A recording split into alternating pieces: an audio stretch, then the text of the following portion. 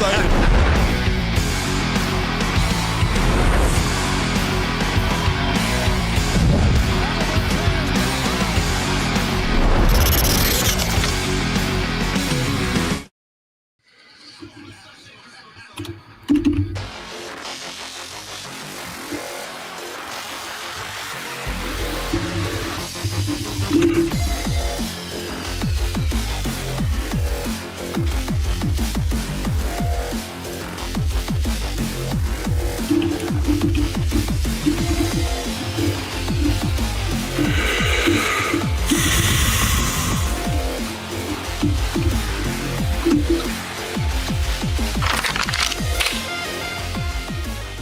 It's time for Two Guys and a Goalie with Dustin Nielson, Matt Kassian, and the goalie, Joaquin Gage. 12:05 on Edmonton Sports Talk. Nielson, Gage, and Cass with you. Hernan, if you want to flip that second E to an O in Nielson. There we go. Nice work, buddy. Nice work. I know I've been gone for a long time, but my last name hasn't changed. Morning. Hey, boys. How you doing? I miss you guys. I miss you guys. You're live. I'm alive, boys. Wow. Yeah. It's a unicorn. Still kind of hiding in the basement a little bit, but yeah, I don't know if this is like Surveyor Brett says it's been 26 days since I last did a show, which is like, it's crazy to me. I didn't realize it was 26 days, man. Cass, you got hit hard last year. Remember what was that? It was pretty close. Yeah, it was pretty close to 26 days where it's like I tried to fight through it the first couple days, and then it's just like I couldn't talk. And then it just hit me. You ended up losing your voice, right? Completely. Yeah, I couldn't talk for about 2 weeks, like where I couldn't get out more than a whisper for about 2 weeks. So I think it was about that 21-day mark when I could start doing the shows a little bit again. So it just took some time. So you're kind of right in that range. Like it's nasty. Yeah, I got lucky. Like my voice has held up pretty well. I've had every single sick symptom except for a sore throat, which is great because sore throats suck. So, I mean, knock on wood. I don't know if that's going to come at this point, but I'm excited to get back into the office where Gager is right now. Gager, how are things around EST headquarters, buddy? They're rolling along, Dusty. I mean, if you wanted a month off, you could have just told us. Like, it's Jesus, this is absolutely crazy. But no, you are missed around here. I will say it's. But I gotta say, we were worried. I was worried. I didn't know. I thought maybe I'd show up one day and this would be converted back to a Hard Rock bar again. Yeah. But we managed to stay afloat, and it's good. It's good. If I can make a reference, we're like Tom Hanks in Castaway. And you're just the big ship that finally pulled in. Finally comes rolling back. I don't know if anyone. No, here's the thing, Dusty. I don't know if anyone's told you yet, so I'll break the news for you. Okay. You in your absence, it seems like Tommy's kind of getting a little power hungry, and he's threatened to fire like pretty much everybody multiple times. We'll get that sorted out. So he's been wielding that power, and the wrench that he has, he's been wielding that power in the nasty chat too.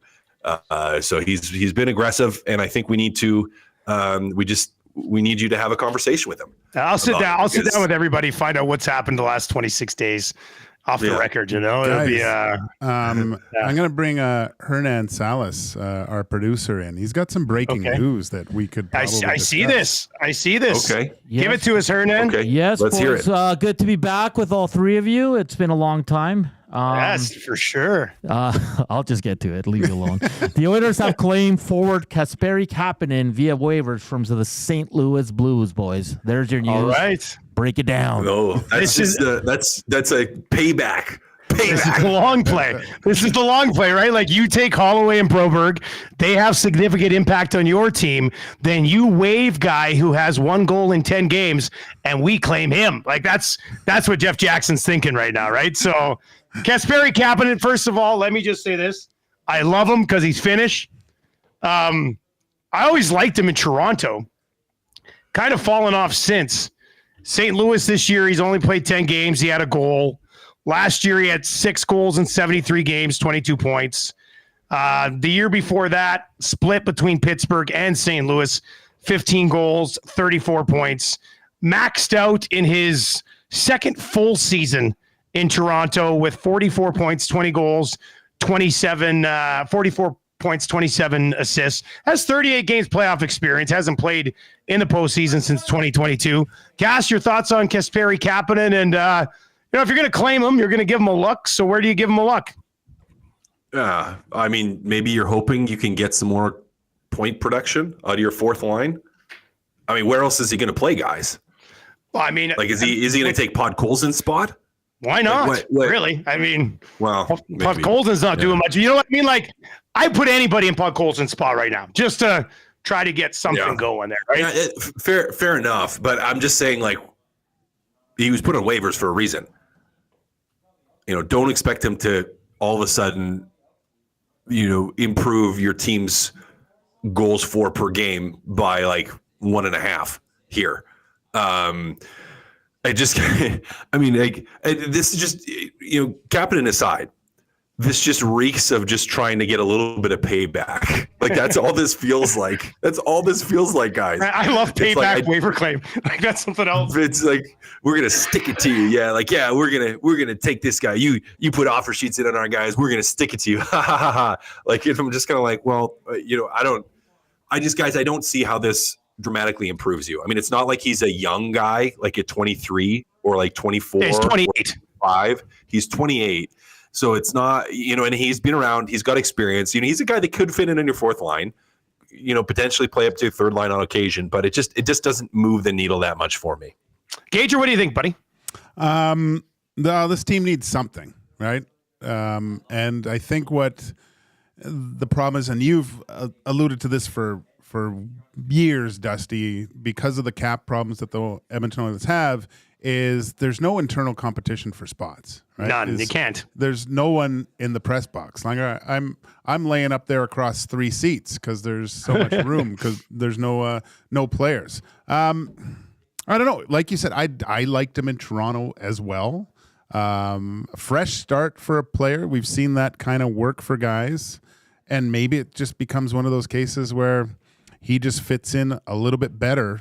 I don't think he's a top 6 guy, but at least he can provide you with maybe a few more options in the bottom 6 where, like I just alluded to, that maybe some guys find themselves on certain nights or certain days, on game days, walking into the dressing room, and the first place they're looking is the board to see what jersey's in their locker, because they can kind of tell who's in and who's out. Yeah. 780-218-9999, 780-218-9999. If you're listening on TuneIn or iHeart or at EdmontonSportsTalk.com, that is how you can chime in. Of course, if you're watching over on YouTube, hammer the thumbs up for us, and you can chime in as well. Where would you slot Kasperi Kapanen into the lineup for the Edmonton Oilers? And Cass, I know you said not really top 6, but when you're rolling Podkolzin and an end of career Corey Perry in your top 6, I mean, if you really want to get a look at somebody, I mean, I guess it just doesn't hurt because it does. It doesn't. You got 2 fourth liners there already right now anyway. So you're not hurting anything by it. And maybe I should have led with that. You're not hurting anything by picking up on waivers and giving them a shot. I'm just like, what are we expecting here? At least they're doing something. That's what we're probably going to hear from a lot of Oilers fans. At least they're doing something. They did something. Gives us something, maybe positive to talk about, and that, they're making changes. But it's just like, it still doesn't solve what I still think is the biggest problem, which is your lack of depth on defense. Because I truly believe the more I go, and I said this yesterday, and I chewed on it last night after the post-game show, and I'm thinking through this show today, I was chewing on it some more. And I'm just still convinced, not bearing on opportunities is one thing. That's a part of it, why they're not scoring goals.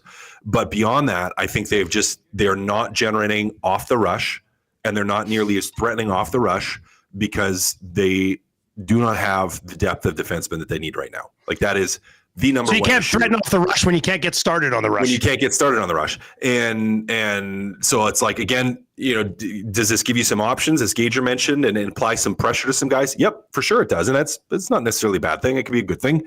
But it doesn't fix what's at the core of the issues that you're facing here. Gager, what do you see as core of the issues that they are facing, as Cass says? Well, the biggest thing is full team effort.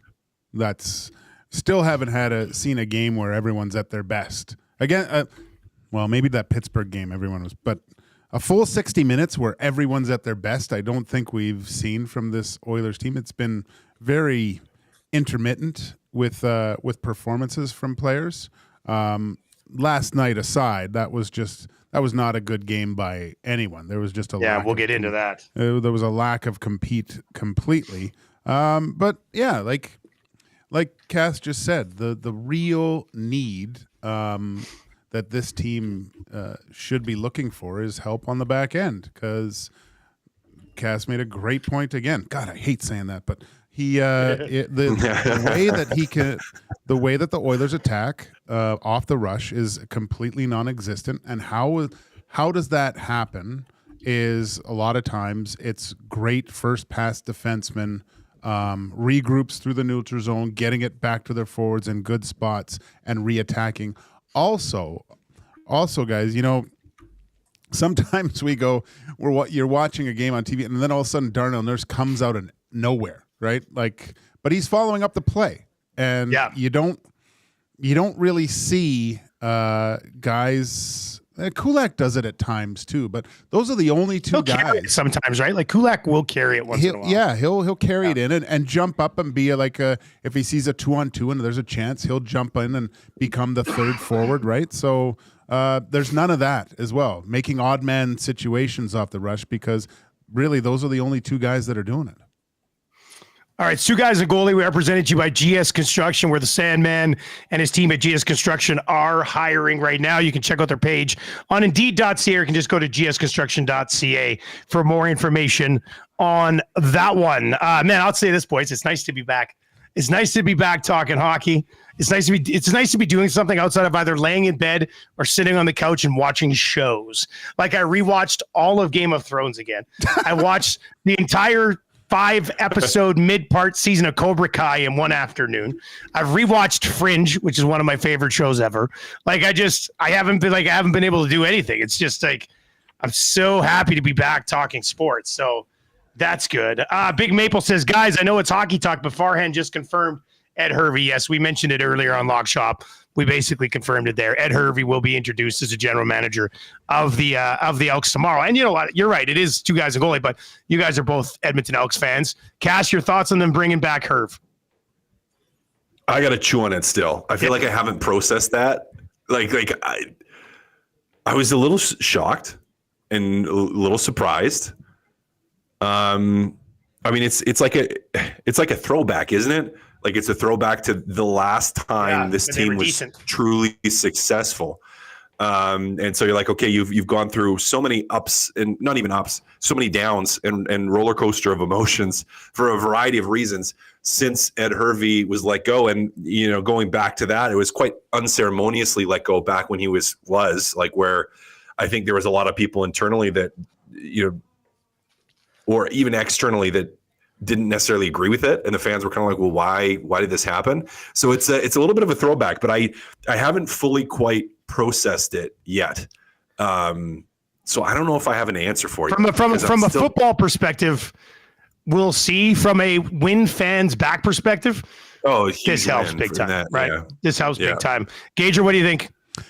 The first thing that I thought is just name recognition. I think, like you said, Dusty, this will probably get older Eskimo fans back if they weren't coming. I like it. I think the relationships with Morris and Hervey now at the helm, that's the last time that they were really successful.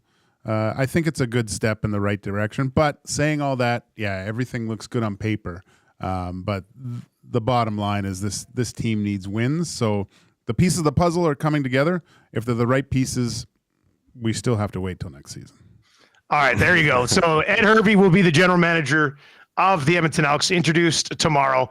We'll slide back over to the hockey talk. I do want to quickly, so on Lock Shop today, there's like a chat summary that's auto-generated on YouTube to like summarize what's happening in the chat. And on the Lock Shop, it said, Viewers are excited about seeing Dusty, a streamer who's been absent due to health issues. They are commenting on his weight loss and are generally happy to see him back. I like the generally happy. happy. Generally happy to see him back. Yeah. My God. AI, like you just can't get away from it. All right, let's go to last night's game. Cass, I caught a bit of the beginning of the post-game show before I went into my codeine-induced coma last night. What was the general reaction like last night on post-game? Well, it was, I would say, fairly typical. A lot of people blaming Stuart Skinner for the loss, and that's funny because he didn't even play. It was still his fault, apparently. No, it was the general feeling first was of anger. People were very angry, and people were upset. I mean, I think a lot of Jeff Jackson taking heat. There was a lot of that. There was a lot of Bowman taking heat, and there started to be a lot of chatter, I would say, from fans on Coach K taking some heat for not doing enough, not saying enough, not calling guys out in the media. There seemed to be a lot of that. Now, on the flip side, for me, like where a lot of the discussion was centered, and I said this right at the start of the pregame show, and I should have set the number way higher. I'm like, the number of times either I myself or other people will use the term perimeter or the word perimeter in this post-game show. I think I posted it at like 20. I think we hit that at like 5 minutes. And it just continued to go up. Like I should have had it at 30 or 35 because you had a lot of that even from even in the Oilers interviews and even in Coach K's interview where, the word perimeter kept coming up. Derek Ryan's interview, perimeter. Ekholm doesn't use specifically the word perimeter, but he references basically what is the perimeter, playing on the outside of the ice. Yeah. And so it's like, when we're struggling, we got to move the puck low to high, get it to the middle of the ice and get pucks and bodies to the net. What does that say? You're saying that you're playing two perimeter. And it really was. And it at its core, and maybe that's just the old hockey player in me, where it's just like, when you're struggling to score goals, even if the chances are there and the puck's not going in, you simplify. And you simplify by getting more gritty and digging in and getting pucks to areas of the ice that are harder to play in, but that give you a chance of getting a greasy, gritty, good bounce type of goal. And they just didn't do it against Montreal. They didn't do it against Montreal.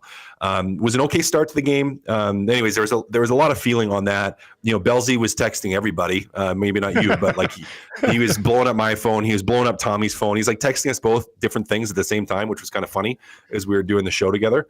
But one of the things that he said to both Tommy and to me was like the softness of the Oilers is an issue. And I think what he means, and to clarify, is not that it's like they need to get guys that just run people over, but they haven't had someone take that emotional lead to go play in the hard areas of the ice in moments when the team maybe is playing that perimeter game. They haven't had that, and that is an issue. Gager, as Cass kind of mentioned, when you're hearing perimeter, you're like, that's an effort thing, right? Like, just change it. It's not effort. It's a willingness. Willingness. It's a willingness thing. I mean, that would be a better word maybe for it, but it's a willingness to do it. Yeah. Like, well, how do you not have that? I don't get that. I don't understand that. I said on the Lieutenant Eric morning show, Dusty, that I think it's because they played the Leafs the night before, where the Leafs don't play a real tough and rumble style. And I think it's a lot of fun to play those games because it's just ebbs and flows. I didn't find that there was a lot of physicality at all. And I think it kind of bled over to the next game where they thought, oh, okay, we're going to just kind of skate and run and gun and it's everything's going to work out. We're going to score some pretty goals and that'll be that. That first period, again, it seemed like they wanted to pass the puck into the back of the net. They're looking for the perfect play where it just has to revert back to the simplest form of hockey where we talk about off the rush. When is the last time you actually saw a center drive and a guy like taking another D-man to the net, shooting for rebounds, stopping in front? Just those hard little things, those simple little things that usually after a while start creating success for your team. They got to get away from this attitude where everything has to be so pretty. And play at a level that makes it a little bit more difficult for the other teams to gain access to good scoring areas in your zone, and you can't get out-muscled on the wall from a guy half your size and the other team score. So there was a lot wrong with last night's game, Dusty. Like it was, but saying that, I think Craig Button even said there's a few times throughout the year where everyone just there's nothing.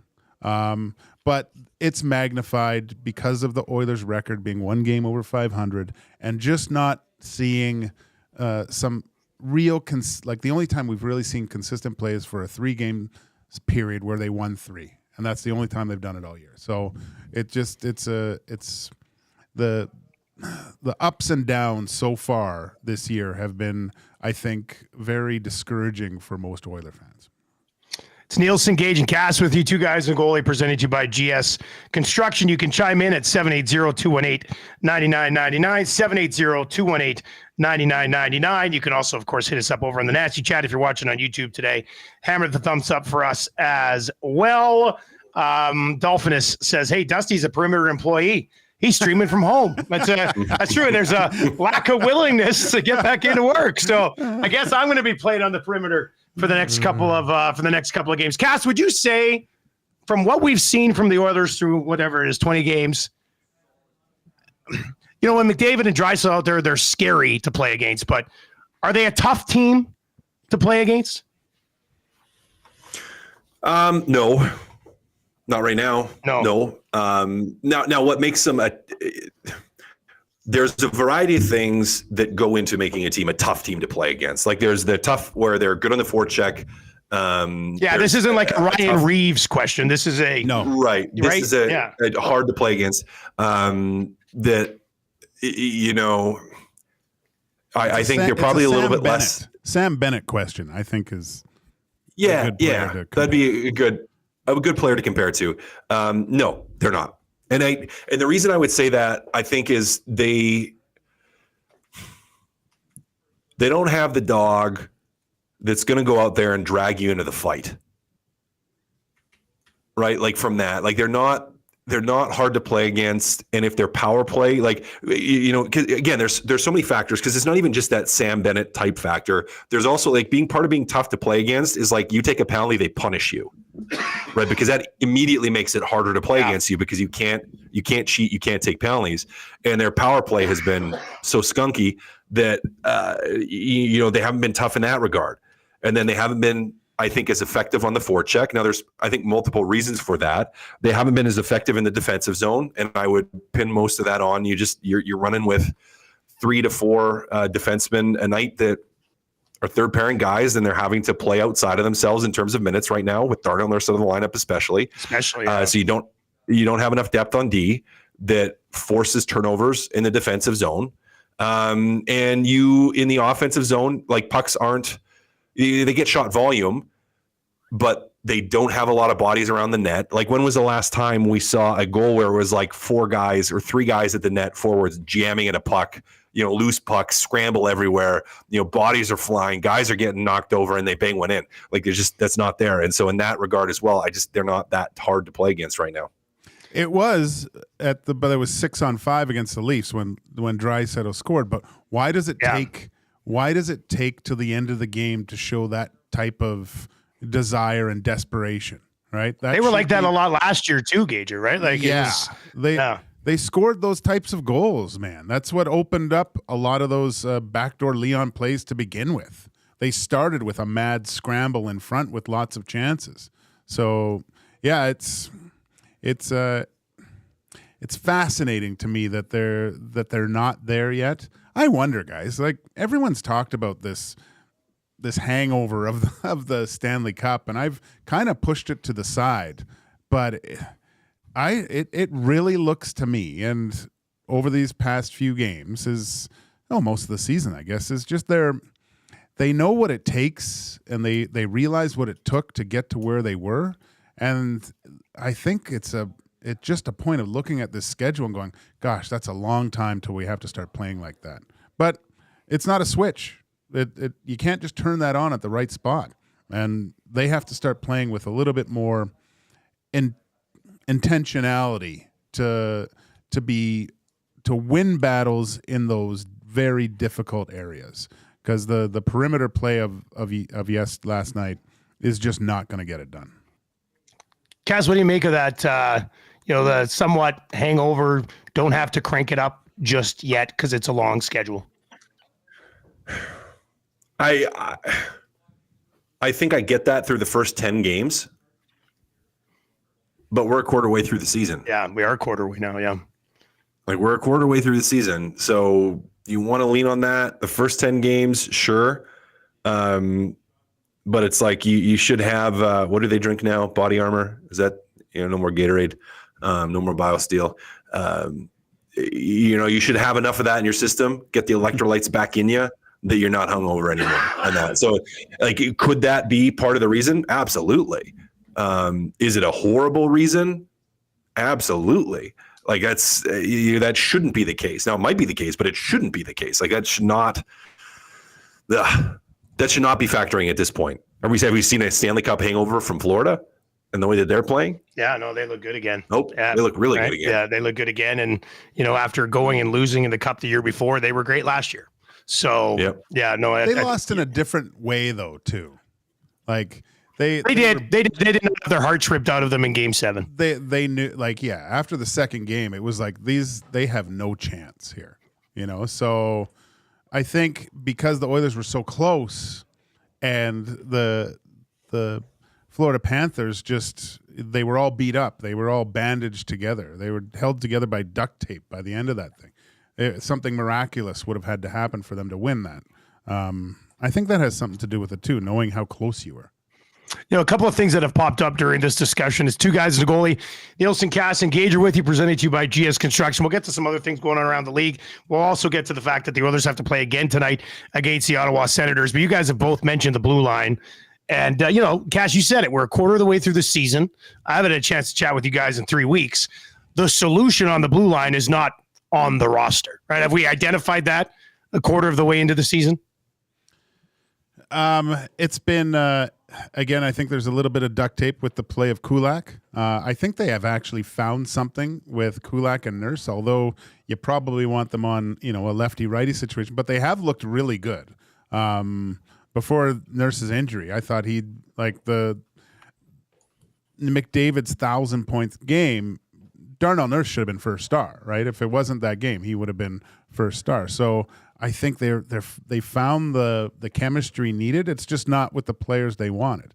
Now you move down to the final pair there, and they get hemmed in quite a bit, right? So, but I think the play of Kulak being in that third pairing really helped out. That was so great about it. He's playing like he does in the playoffs right now, but they need someone else, man. They need that right-handed D. It's surprising that they're bringing in another forward. Maybe it's good for just the competition, like we said. But let's face it, guys. The number one priority on this team is a puck-moving defenseman. Cass, how long can you duct tape Kulak and Nurse together in that middle pair? Well, you can't right now because not right now. Yeah, yeah. I don't know. It just still doesn't feel like a permanent solution. The phrase you use is perfect. It's duct tape together, where it's like it can work. And Kulak stepped his game up. He really has. And Darnell Nurse, before he got hurt, he's been actually improving quite a bit, playing pretty well, playing very, very solid, I thought. Is it a solution for another 60 games? I don't know. I don't know, guys. You need another guy. You can't go into the playoffs with Kulak and Nurse and then the rest of that group on your third pair. You can't. No, because the second someone gets hurt, you have what you have right now, which is what are we going to do? How do we make this work? Actually, we'll see. I don't know if he's playing tonight. Just as far as options go, stopgap options to some extent. I threw out to Tommy yesterday, what about a guy that is a young defenseman, hasn't been playing a ton this year, but does have NHL experience in a Jacob Bernard-Docker for the Ottawa Senators? A young guy, been out of the lineup a whole bunch, is a guy that has more experience than an Emberson. Probably a little bit more well-rounded than a Stetcher that plays on that right side that could step in as a little bit more of a stopgap. In the meantime, will you still look for long-term a solution on the right side or a big trade on the right side to bring in a top 4 guy? That was one that the last couple of days crossed my mind, just with looking forward towards the Oilers playing the Senators and, Bernard Docker being a member of that club. All right. The other guy I want to get your thoughts on, because he's fallen off from a usage perspective while I've been sick here, is Skinner. Tell me about Jeff Skinner, and what are you not seeing, Gager, from him that has led to him basically being a bottom 6 guy now on this team? One game it was frustration, which has led to this is a player that is not confident one bit.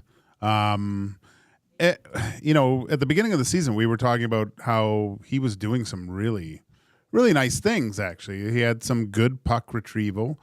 He seemed to, the goal that he scored was kind of a greasy talent, but a skilled type of goal. But there's just nothing. And they wanted him to play with Leon, I think. That's who they were trying to get with Leon, a shooter for Leon. But I don't think Jeff Skinner has actually figured out how to be successful with Leon Draisaitl. Now, this might be because with his time with the Buffalo Sabres, he was kind of the guy that had the puck on his stick all the time. So you go and playing with Leon Draisaitl, you're just not going to be that player unless that other player is Connor McDavid. The puck is going to be on Leon Draisaitl's stick most of the time. So Skinner has to find out how are you going to be successful and get into areas where not only I need to get the puck, but where Leon can get me the puck in those types of plays, because there's definitely something there, but it's just a confidence thing. I think now with just moving around in the lineup, the coaching shuffle has hurt him a little bit. But look, his age, he's been around it a long time. These are kind of things that you would expect maybe from a guy with only a few years experience in the league. He needs to figure this out sooner rather than later, because the reason why he got brought in here was exactly those reasons. If those two big two weren't producing offensively, they could defer to this guy, and hopefully he could help the Edmonton Oilers get back together. Because I'm sure if you were to ask Bowman and JJ that they were expecting at least a 25 to 30 goal season from this guy. And right now it doesn't look like that's going to happen. Cass, what do you think of this guy right now? Inconsistency. That's the problem. We probably are singing a completely different song if he's buried any one of the number of chances that he's had. Because he's had some golden chances and the puck hasn't gone in. And for a guy that's not going to be your defensive stalwart, he's a guy that you need to do that. And we talk about perimeter play. He's a player that has the capacity offensively to score goals in and around the net. Hasn't done it. And so, he's at, I think for a few games earlier in the season, he was one of their better forwards. But he had a couple of games where he looked really, when really they good. started really slow, I thought he was one of the guys that kind of brought him out of it. That brought him out of it a little bit, but then he's hit the skids and probably some confidence issues, probably some playtime issues. And I would agree with Gager. It's a different role for him where he's not the guy and not expected to be the guy on he's a guy that's going to be more comfortable when he's got a lot of power play time, when he's touching the puck on the power play frequently, and he's going to feel more engaged, and he's got to work through that a little bit. So there's, I think, a couple things going on with him, but the primary one still for me is that inconsistency where, again, he's been really good for times during the season, then he kind of has gone flat and disappeared and hasn't found a way to put the puck in the net.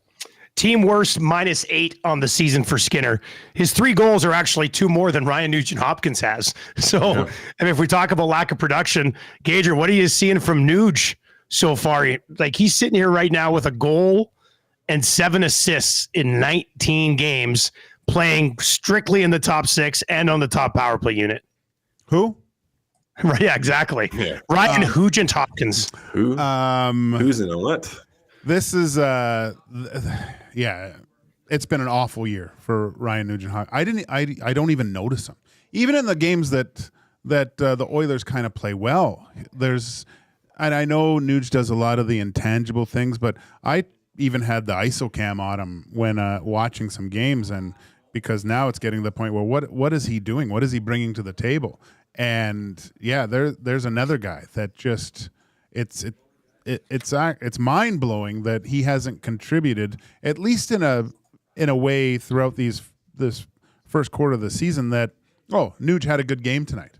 I don't think you can say that at any point this year so far. So he's another guy that he's been through a lot and finally got close. I don't know. I don't know what it needs. There needs to be, again, I think the only bargaining chip that this coaching staff has is ice time to motivate players. I don't think you do it through the media. I don't, maybe behind closed doors, but it seems like for the most part, it's pretty even keel with things. The only thing you can really do is ice time. And, when he did do it with Leon Draisaitl did go on a little bit of a tear after that, and last night wasn't a great game from Draisaitl, but maybe that starts happening a little bit more now with the addition of Kapanen. The Oilers right back at it tonight against the Ottawa Senators. We will obviously have your GCL Diesel pregame show tonight with Tom Gazzola. Cass, you're on pregame tonight? Not tonight. No, not tonight. Tuesday, so probably Belsey. Belsey. Draisaitl has 24 points in 19 games. McDavid has 21 points in 16 games. The next highest on the team are Bouchard and Ekholm at 10 points. So it's basically been a two-man team so far. We were talking about a little bit on the lock shop.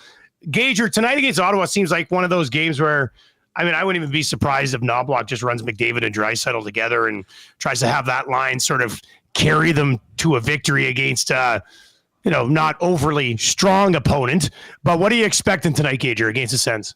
I think you're going to see the big two put together, just because they didn't generate. Actually, it was I thought he would put them together more yesterday to try to generate something, but he kind of let it go for a little. They got longer. Together in the third, right? Yeah, they got together in the third. I thought just because the way the game was that it would happen more towards the middle of the game. Look, you look at the lineup of the Ottawa Senators. I know we've all been discussing how we think this team's going to take a step. They're 500. Sounds like they're playing a little bit better, but I think the Ottawa Senators, like a lot of these teams, you're going to use the Edmonton Oilers as a measuring stick. These are the guys that went. Exactly what Hustler said today. He said it's a prove it game for the young Sens team. This is and it lines up perfectly, Dusty. Not because, look, the Ottawa Senators know that the Edmonton Oilers kind of laid an egg. If you're in that dressing room, you're going to hear, okay, these guys got pounded. We have to be prepared because we're probably going to get their best game because they're coming in with a little bit of a grr on, right? So this is going to be a very tough game. A really disappointing 3-game road trip so far, but saying that, a win tonight in regulation, or I guess it doesn't matter if it takes a little bit more time, I think you can come out of this road trip still feeling all right with yourself. Just at least you've grabbed 3, or it would be 3 points out of this. Cass, what do you think against the Sens? I really don't know. I don't know what we're going to see. The inconsistency has been there. What I hope to see is I hope that we see a desperate hockey team, because you can kind of salvage your road trip. Again, you end up 500. You're not happy with it, but you're not like your stomach feeling atrocious, horrible, bad about it. It's like, we went on the road and we went 500. Okay, we can deal with that. We won a couple games before. We had a little bit of a win streak, and we went 500 on the road. Okay, we can deal with that.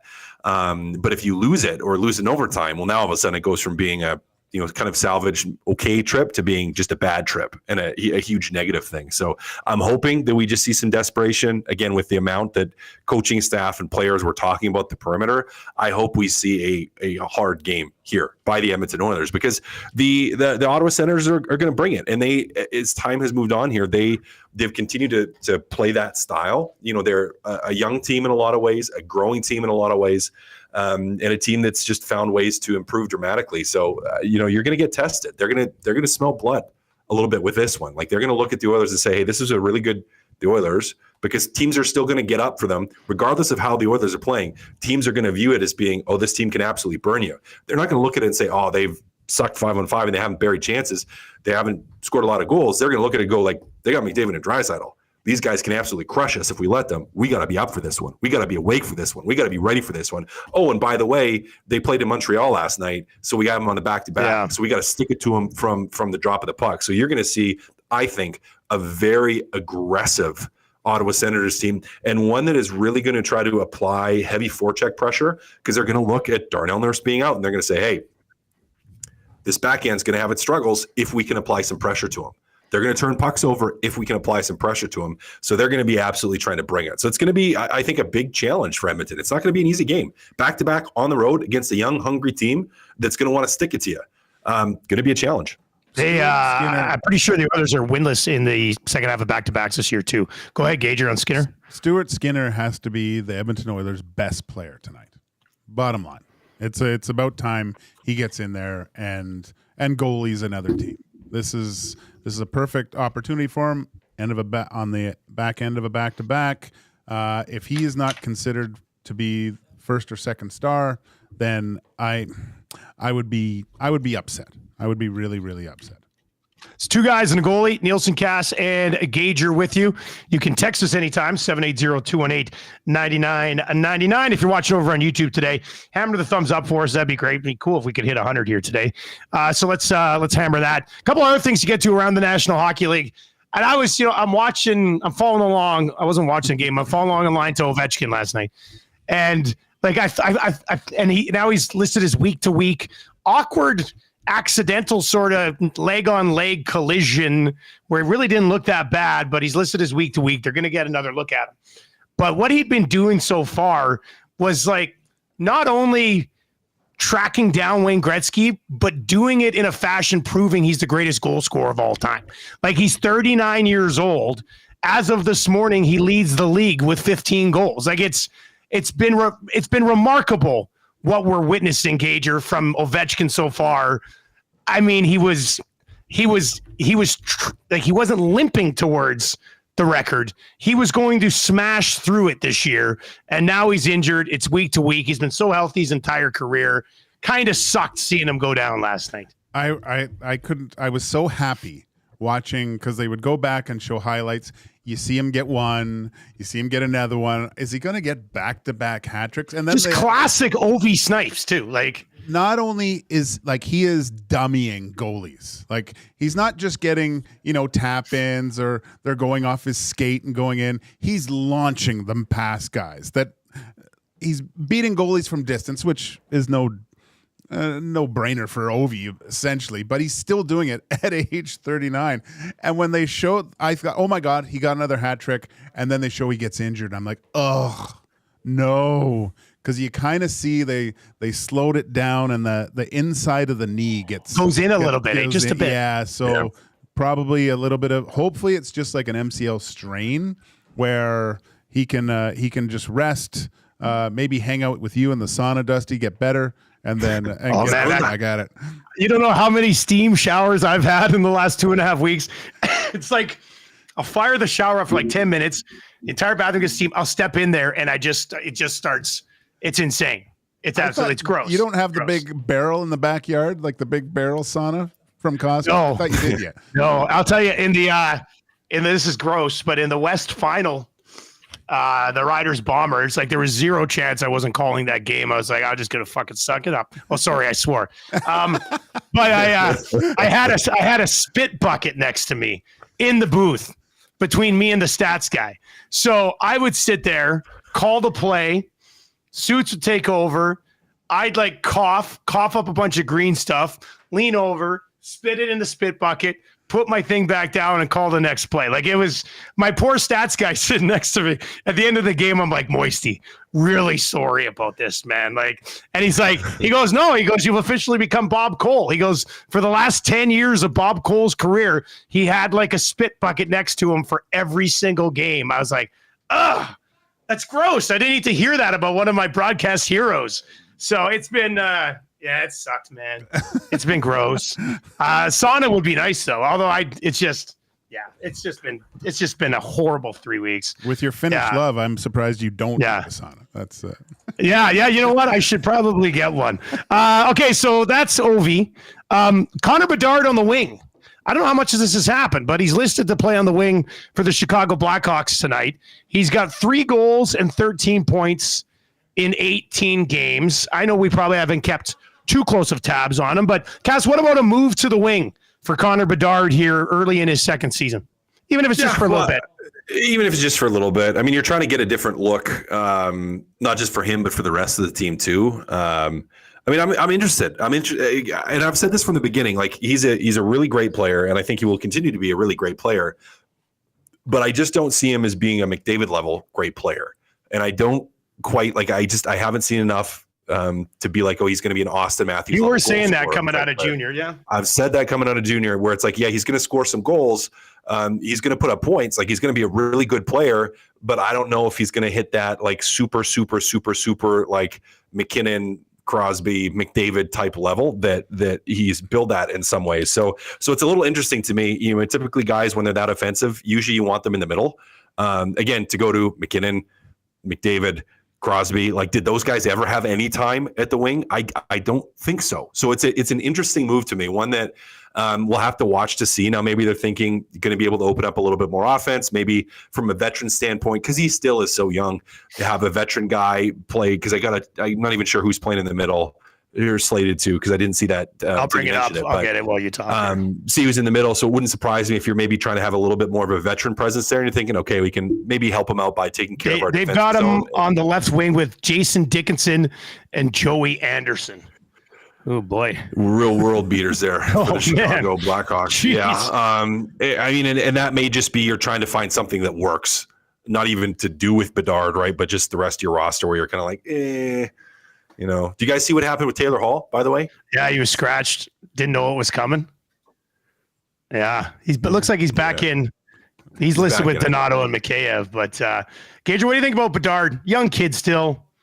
Move him around. I mean, I don't know why you wouldn't throw him on the left side with Foligno and Teravainen, but whatever.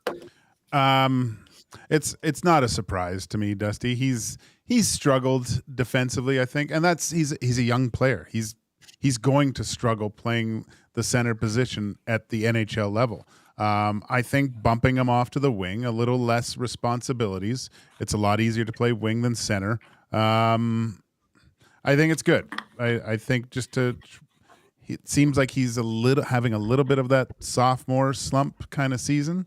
Guys have a lot more film on him where he likes to get the puck, things like that. So I think just taking a little bit of pressure off Connor Bedard. I'm sure Luke Richardson's looking at this and go, okay, let's give this guy a little bit of a break. Let him try to focus on just playing a little bit of an easier position, and maybe that'll spark a little bit more offense too. And other news from the National Hockey League, JT Miller, Canucks announcing today that here's the announcement. Vancouver Canucks general manager Patrick Allvin announced today that forward JT Miller will be taking an indefinite leave of absence from the team for personal reasons. The quote was, "Right now, our sole focus is making sure that JT knows the entire organization is here to support him. Out of respect to JT, we'll have no further comment at this time." So, I mean, we'll respect his privacy and hopefully he can get back. But, I mean, in the meantime, Cass, significant loss for the Vancouver Canucks. Huge loss. Yeah, I mean, you hope everything gets sorted for him on a personal level. Like, you just hope everything's okay and that everything gets sorted. But yeah, that's tough. It's tough for the Vancouver Canucks to swallow.